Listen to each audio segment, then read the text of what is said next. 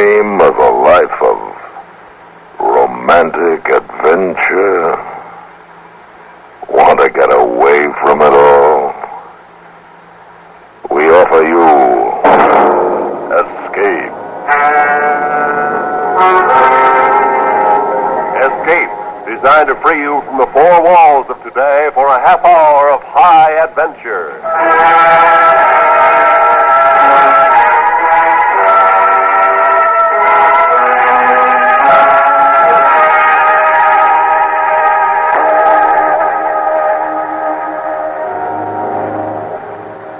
Ladies and gentlemen, we present a story of two boys and the dreadful game which they played. You might have read about it in your newspaper. It might have happened in your town. And if it did, it must never happen again. So listen now as Escape brings you Anthony Ellis's terrifying play, The Game.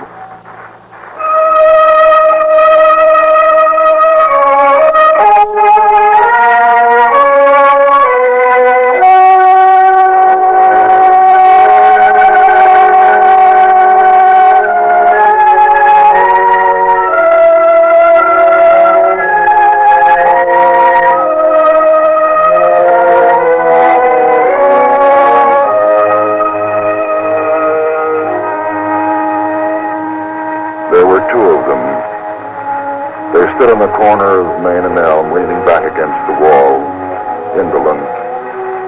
Summer sun warm, bringing to them the astringent odor of soft tar and the crack of the sidewalk. It was 2 o'clock by the hands of the jeweler's clock a few doors down the street. And it was at 2 o'clock, quite innocently at first, that the dreadful game began. What do you want to do, Pen? I don't know. You? I don't know. We could have a couple of games of ping pong. You got the dough? 40 cents. We could, Red. I don't know. No, I don't feel like it. Okay. Hey, we could shoot some pool. What's the matter? You always want to play games, kid stuff. You know something? What? I feel like getting drunk. You're kidding. I'm not kidding. You're kidding. What do you want to get drunk for? For fun. Yeah, some fun. My folks won't be back till later tonight. Not me, boy. Not me. I can get hold of a bottle. Not me, boy. Chicken? That's me. Okay, so long. Hey, Red. Wait a minute, Red. You kidding? What do you want to do that for? You got any better ideas what to do? No, but I don't Okay, I'll see you. You know what would happen if they ever found out. They won't find out. You can stay over at my house tonight. Call your folks. Nobody will know. It's crazy. No, it isn't. Don't you ever want to do something different? We're not kids. Maybe you are. Maybe you need a couple of drinks to grow up. Big man, I'm 2 weeks older than you. Not up here, boy. Not up here. Nuts to you. And they walked slowly, carrying the idea to a white house with gray trim, a house well lived in, empty now, but waiting. And the boys went in, upstairs, and to a room papered with ships and pennants, signs and maps. One read and disappeared for a few minutes. The other tried to become interested in a book of fighting ships. He was afraid of what was to come, knowing why and not quite knowing.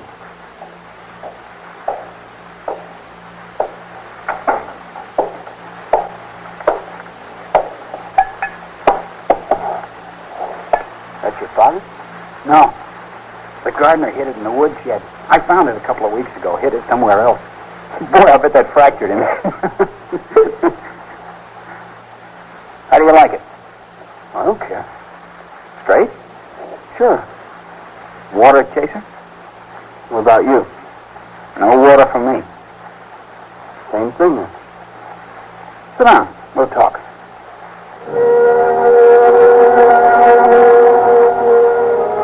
They drank. They didn't like it, but they'd started the game and they couldn't stop. The small clock with an hour front piece ticked above them, the eyes of the bird metronomically switching from side to side. A car passed occasionally, and there was a tension until the sound of tire and engine faded away. It didn't take too long for the warmth to grow and the eyes to become hot, the tongue loose.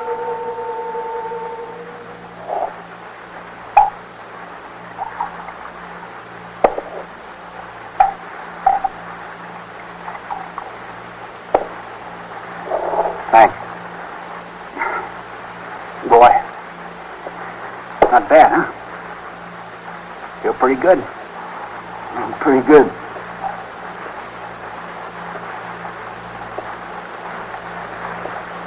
Boy.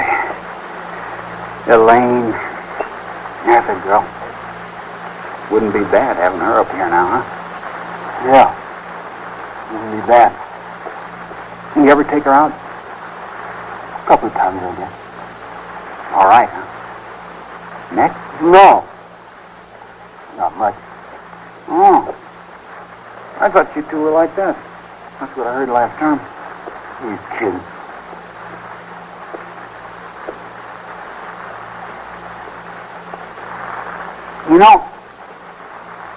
You know what's the matter with you, Pin? What? You're soft. I'm your friend, boy, I can tell you. What the other guys think, you know? Guts, boy. Not all there, not enough. I'm your friend, Benny, I like you. But you gotta have guts. I got guts. Not enough. That's what all the guys think. Pin's okay, but kind of soft, you know? Chicken. Yeah? I'm telling you. I don't want to be a pal to a guy who's soft. You gotta be hard. Be like the other How do guys. you figure all this, huh? Nobody asked you. I know what I am. I know I'm not soft. I'm not chicken. You're afraid to get drunk. I'm getting drunk with you. Because you were afraid I'd think you were chicken. That's why. You're crazy. I've seen you afraid. I had to explain it to the guys. When? That time we went shooting ducks with your old man's shotgun. You were chicken then. You're crazy. The guys thought you were.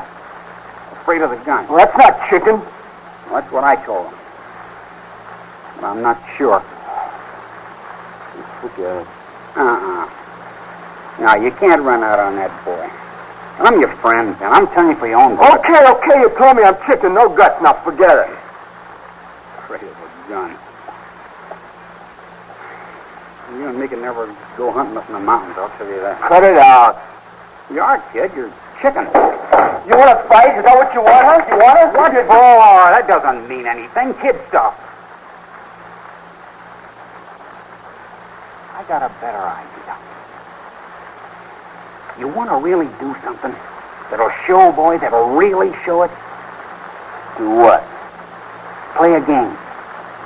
You like games? Real easy game to learn. Nothing to it. Yeah. Have a drink. Sit down.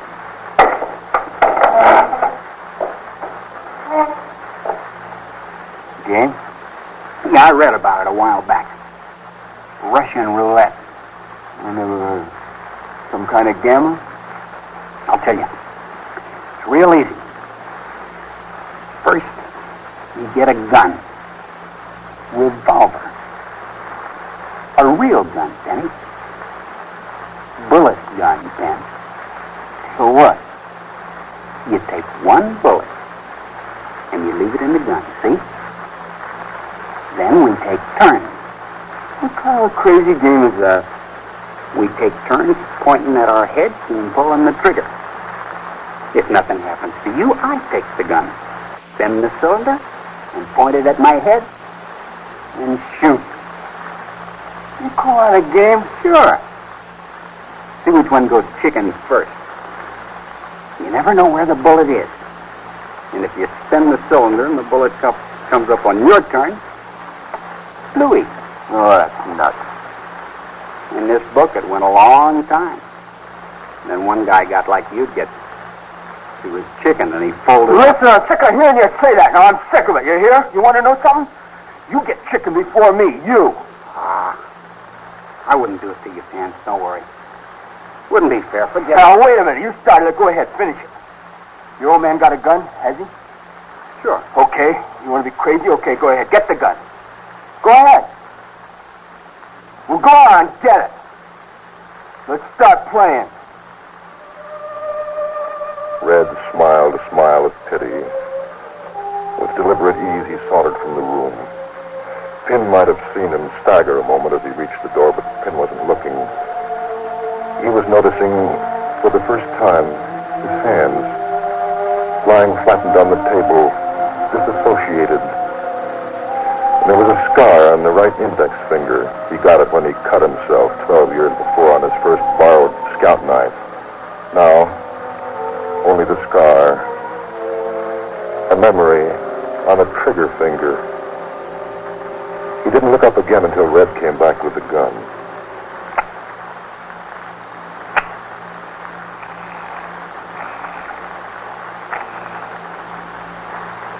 .38. That's the best handgun. Wanna hold it? No. I figured you wouldn't. It's okay, we'll forget it. Go ahead. Take out the bullet. Okay. Take out 5. Leave 1. Huh, Penny? Yeah. Take out 5. Leave 1.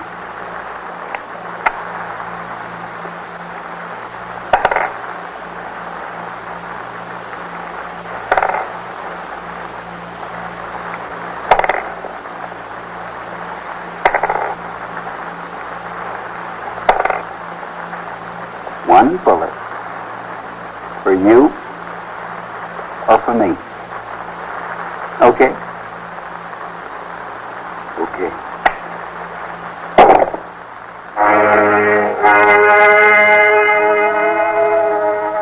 The gun. The gun rested muzzle to the wall in the center of the table. The table bearing scratches made by a 3-year-old in a forgotten moment of high experiment. The boys sat opposite each other looking down at the gun. Because the whiskey affected them with a strange new feeling, details of the table edge, a wall, pattern on the rug, these details on the fringe were blurred. But not the gun. The gun was clear and precise. And the gun waited. You want to go first? Doesn't make any difference. Me neither. Flip a coin. Okay. Call. Head.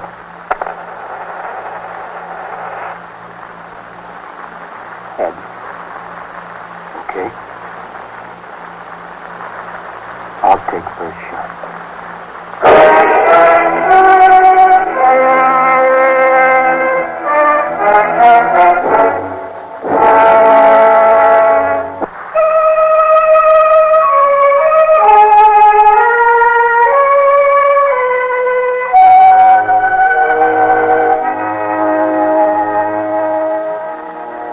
There was a ceremony to the game then. Sportsmanship. With the toss of the coin, the drink of whiskey, the glass put down, and next to come, the lifting of the gun. Pin stared at it and thought how he would best reach out to take the handle gracefully, practically. He had never held a revolver in his life.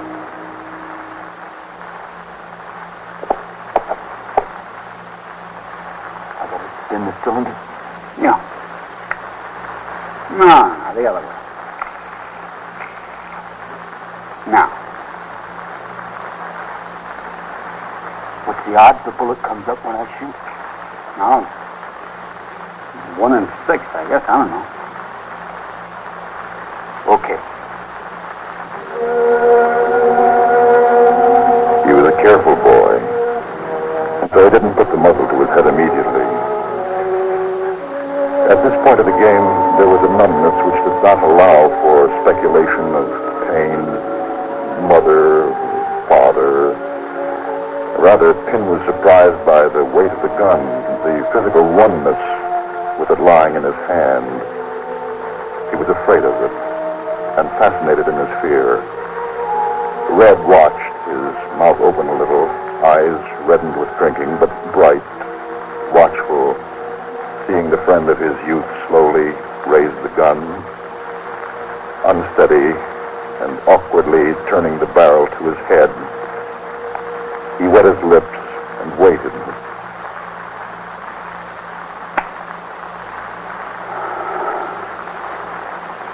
Didn't go off. No. How does it feel? I don't know. Are you scared? I guess so. I don't. You sure look scared. Real white. I didn't think you'd do it. You took long. You're doing a lot of talking. You scared? It's your turn. Give me the gun.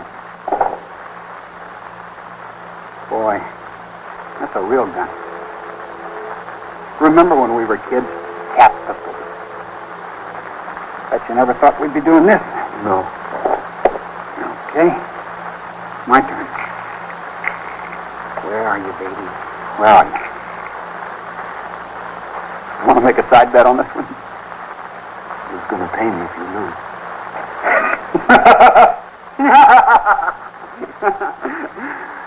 Watch, then. When you make up your mind to do it quick, see? Like this?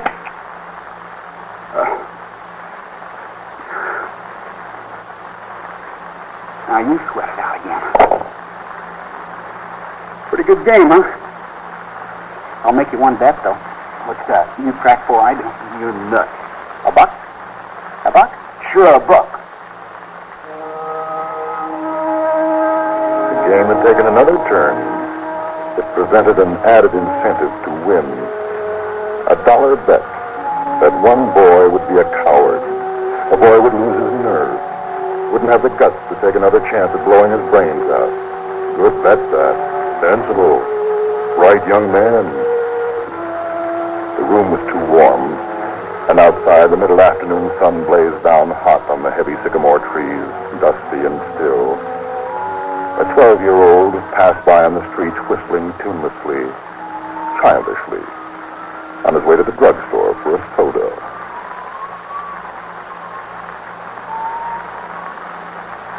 Go ahead. Or do you want to quit now? I'll do it. Don't worry. I'm not quitting. Boy, I'll say this for you. A guy who's as scared of guns as you are, you're doing all right. It gets tougher now, though. It's all in the luck, you know? You lucky, Penn? Yeah. I'm lucky. That's good. I'm not lucky. I'm not anything. Why am I doing this? I wonder if I'll hear the noise before I feel pain. Or what it'll be like. When Grandma died, they said there wasn't any pain. It's too hot in here. The gun feels hot. Red thinks I'm yellow. Oh, I'd like to.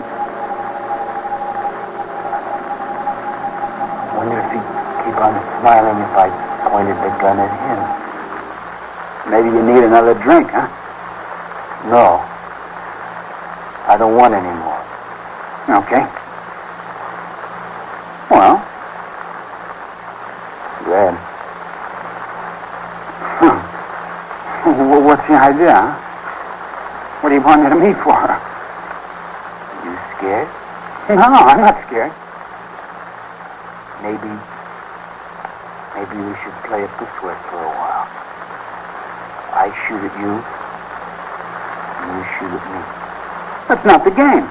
Why not? Same thing. No. That'd be like murder. You want to play, you play it right. Who says the way we've been playing is right? Oh, I get it. You're trying to get out of taking your next shot. I'm asking you, who says the way we're playing is right? Listen, will you quit pointing at What me? difference does it make? Just tell me that. It's a difference. We're playing Russian roulette. That's the difference. You want to quit, say so, that's all. I'm not quitting. Okay, then. Take your shot. It was a thing to be well considered on the part of Red. The abstract quality of self-destruction was one thing, but a gun pointed at him, gun held in another hand. This was not a game of his choosing. He'd have no part of it. Suddenly he knew himself to be sober, terribly sober. And because of this and the fact that the game had mushroomed beyond his understanding, there was no stopping the play. He knew that Pin was sober too, and as from a great distance he saw his friend raise the gun, but steadily this time, pressure whitening the index finger, the muzzle touching just at a pulsing vein he had noticed in Pin's temple.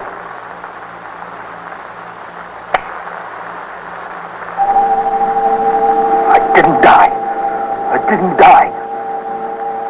Now he's got to do it again. I showed him I did it. That's twice for me. He's got to take his turn now. I've lived twice. He hasn't yet. I wonder how this started. I wonder why it doesn't stop. Maybe there were only 5 bullets in the thing. No, there were 6. I saw them. There's still one in there.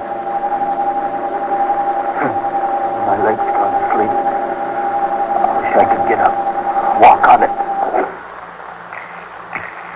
You're a lucky guy. Yeah, I'm lucky, too. you better be. My turn now. My turn. Why didn't he quit? He's never had guts. Why didn't he quit? Maybe he's so drunk he hasn't got the sense. No, he's not drunk. Why didn't he quit? It's my turn. I gotta do it. He'd tell everyone if I didn't. He'd tell them all and they'd laugh. I don't know. It feels like the bullet might be coming up. Not yet. I gotta smile like I'm enjoying it. This'll be something to tell our kids, huh, Pen? Yeah, it sure will. How long are you going to take? What's the matter? Make you nervous? Why should I be nervous? It's your shot. Okay, then shut up, huh?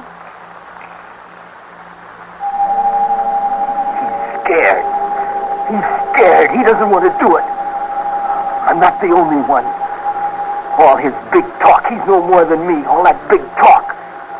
Look at him. He's scared. It was at the moment that Pin discovered this truth that he knew he wanted to. He could quit the game. And as he looked at Red, he became aware of great anger. It had no direction, no apparent reason, but it filled him and made him strong. Let's quit. You're crazy. I want to quit. Nuts to you. It's my shot. I don't care. We're quitting. You quit when it's your shot. I'll take care of myself. I'm telling you, Red, put the gun down. Drop dead. Put it down. You're chicken. Yeah. No.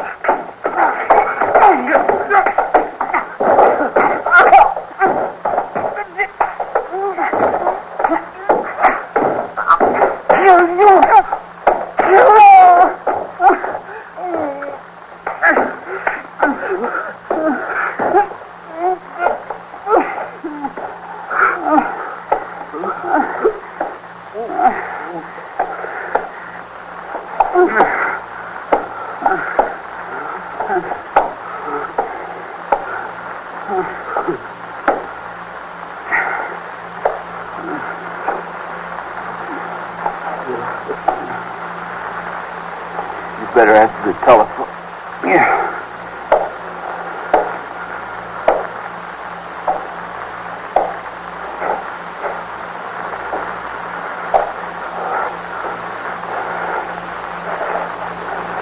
Hello? Oh, Mom? Oh, fine.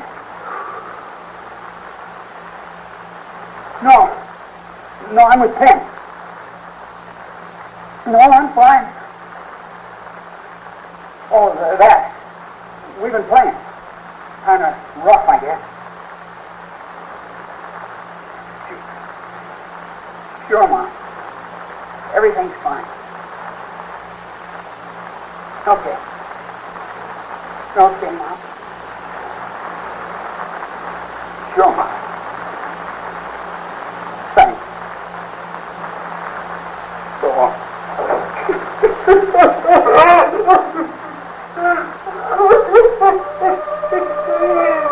Red stood by the telephone for a long time, and he cried as he hadn't cried for a long time. Pin stayed in the room. He felt it too, in his throat, the thickness, the tight-held tears. Neither boy knew what it was or why. And then after a while, it was calm again. Red came back in.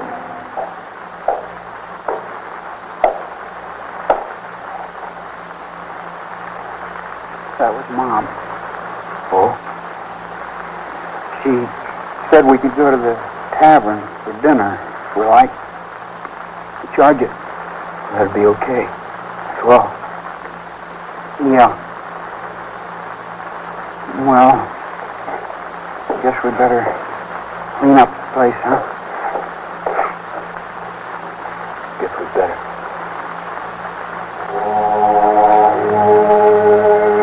They cleaned up, not saying much to each other. They felt very close, and were not able to express their closeness. Then there was the last thing to do, and the last part of the game to be played. They had to know, so they walked to the edge of the town into a shallow ravine. Red took the gun from his pocket. He still had the shot. He'd never fired it himself. He aimed at a half-burned tree stump some 50 yards away and slowly began to squeeze the trigger.